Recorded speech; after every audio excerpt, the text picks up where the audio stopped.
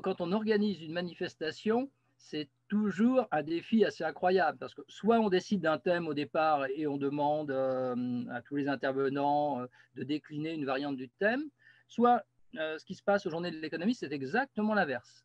On essaye d'abord de réfléchir à tous les sujets qui nous paraissent particulièrement importants pour éclairer la réalité à un moment donné.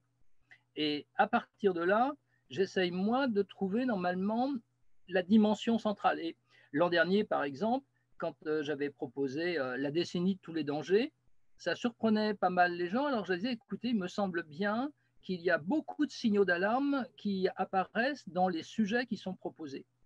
Et maintenant, plus personne ne me demande pourquoi j'avais choisi de parler de la décennie de tous les dangers. Et c'est pareil, cette année, j'ai eu l'impression qu'il y avait quand même un élément aussi positif, c'est-à-dire qu'on voit bien que cette crise est un accélérateur de transformation. Ça change les choses au niveau du travail, ça change les choses au niveau des dynamiques de production et des activités qui se développent. Donc, qui dit transformation dit que ça peut être soit un facteur de régression, soit un facteur de progrès. Mais il me semble qu'il est intéressant de se demander qu'est-ce que ça peut être le progrès aujourd'hui, c'est-à-dire un progrès qui dépasse très largement ce qu'on appelle la croissance économique. Et dans ce progrès, quelle est la place en fait de la société civile? Est-ce que en fait les composantes de la société civile participent à cette réflexion? Et on voit bien qu'aujourd'hui, on a envie de trouver des lieux, en tout cas, où il y ait une expression possible de la société civile. Et alors là, ça devient quelque chose d'assez nouveau. Ça veut dire que pour les économistes, ils avaient quand même largement tendance à penser l'articulation entre l'État et le marché. Et maintenant, il y aurait peut-être un triangle qu'il faudrait arriver à penser, l'État, le marché et la société civile. Dans quelle dynamique on peut s'inscrire?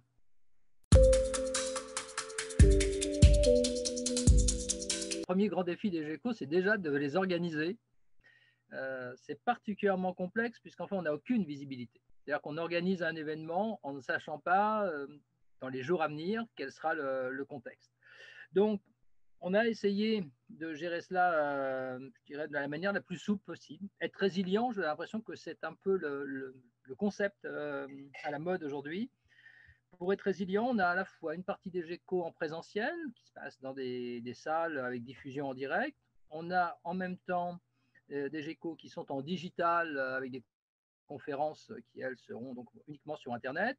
Et puis, il y a une partie des GECO que j'ai décidé de reporter à 2021 pour limiter le nombre de conférences, là où ça me semblait très, très risqué de vouloir avoir 6 ou 7 conférences sur le même créneau horaire.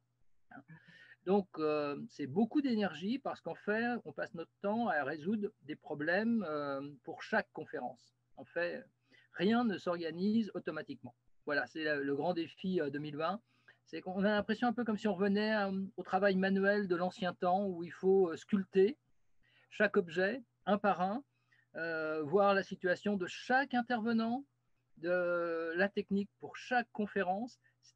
C'est quelque chose d'interminable, mais je pense qu'on va y arriver pour les 17, 18 et 19 novembre.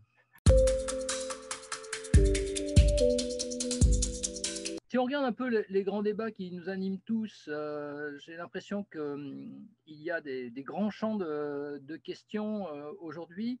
Bien évidemment, il y a la nature de la crise. Je pense quand même que c'est un des points importants, c'est qu'on a toujours des difficultés au moment où on est dans une crise à en faire une lecture qui arrive un peu à se mettre à distance des visions que l'on a du passé. C'est compliqué de voir avec un œil neuf une crise. On voit bien qu'il est quand même d'une nature particulière.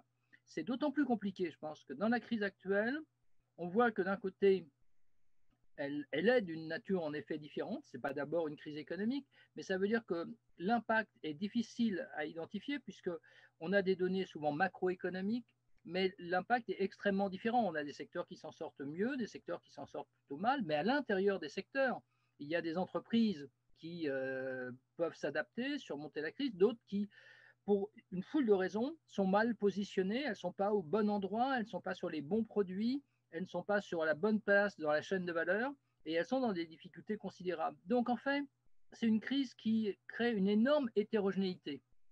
Il y a des gagnants, des perdants, mais c'est extrêmement difficile à lire. Et quand on a des données macroéconomiques, on voit des moyennes, on voit des tendances, c'est pas sûr du tout que ça nous donne la vision juste de ce qui est en train de se dérouler sous nos yeux.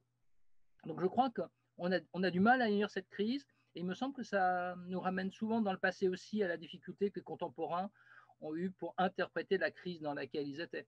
Il me semble bien que John Maynard Keynes nous racontait un peu la même histoire pendant les années 30. Donc il y a cette... Et à ça vient s'ajouter le fait que certainement que nos économies étaient elles-mêmes déjà sous tension avant la crise sanitaire.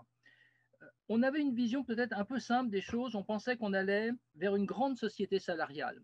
C'est amusant d'ailleurs, parce qu'on pourrait dire que ce que Marx voyait comme étant la critique du capitalisme avec les prolétaires, bah ce prolétariat ne s'est pas mondial. Moins de 50% des travailleurs sont des salariés à l'échelle du monde. Et ce qui est peut-être en train de se produire là, c'est qu'on va basculer vers une forme de capitalisme qui est plus complexe, qui ne sera pas celui d'une société entièrement salariale.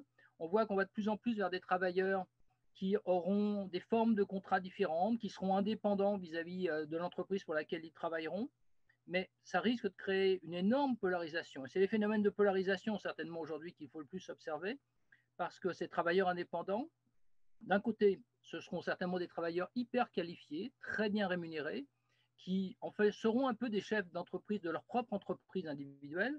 Et de l'autre côté, on aura des salariés extrêmement précaires, ce qu'on appelle souvent l'ubérisation de l'économie. Et donc, c'est un peu tout ce qui était la classe moyenne qui s'affaiblit. Et la classe moyenne, c'est très largement le socle des démocraties. Donc, on a un capitalisme qui se transforme. On a beaucoup de mal à le lire aujourd'hui. C'est assez intéressant hein, si on regarde Robert Boyer d'un côté, Branko Milanovic de l'autre, Esther Duflo et Abid Marji qu'on invite aux Journées de l'économie. Tous regardent un petit peu ce capitalisme particulier qui est en train d'émerger. Il faut le regarder du côté des économies du Sud comme des économies du Nord. Il se transforme. On a beaucoup de mal à lire la transformation qui est en train de se produire. Et on en voit les effets aussi sur les systèmes politiques. C'est-à-dire qu'entre l'organisation économique et les systèmes politiques, on voit que là, il y a des déformations qui créent des tensions des deux côtés. Et évidemment, on en voit simplement les symptômes. D'un côté, le symptôme, c'est le problème de l'emploi, du chômage. De l'autre côté, c'est la montée du populisme. Je pense que là, réellement, on a tous besoin d'avoir des réflexions, en tout cas, de ceux qui mènent des recherches depuis très longtemps. C'est-à-dire aussi d'avoir du long terme. Je pense que sur la question de la croissance, on a invité par exemple aux Journées de l'économie Joël Mokyr. C'est extrêmement intéressant de regarder au fil des siècles comment on a toujours eu plutôt des conflits quand on parle du progrès, puisque c'est cette question du progrès que je souhaite aborder pendant les Journées de l'économie 2020.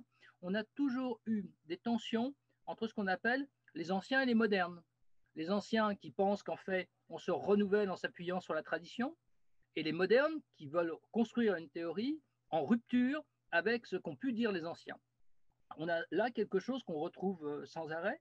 Et donc, ce temps long nous permet peut-être de mieux comprendre comment nos économies se transforment. Et du côté politique, Rosan Vallon, par exemple, et son analyse de la montée des populismes nous apporte l'autre versant.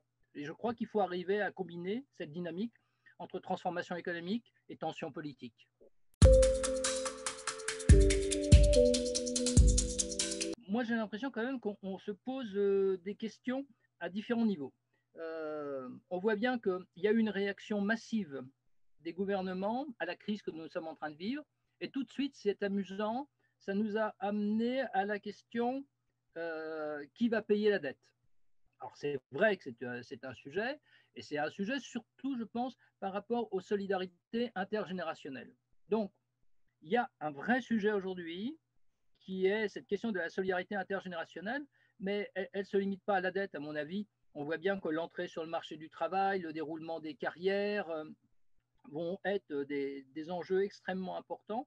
Donc je pense que ce vieux sujet qui était réservé un peu à des spécialistes, eh bien aujourd'hui va devenir un sujet qui est un véritable élément pour penser la cohésion des sociétés. La cohésion de nos sociétés, ce n'est pas seulement entre les riches et les pauvres, ça va être aussi ici la question des solidarités entre les générations. Par contre, derrière cela, on a beaucoup dépensé, mais ce que l'on a dépensé, est-ce que ça a été au bon endroit? Est-ce qu'il y avait des tuyaux qui permettaient d'alimenter en fait les points qui en avaient le plus besoin dans l'économie? Ça, il y a une forte incertitude et ça me ramène à ce que j'ai dit tout à l'heure. Il y a d'énormes hétérogénéités dans cette crise. L'action doit être extrêmement fine.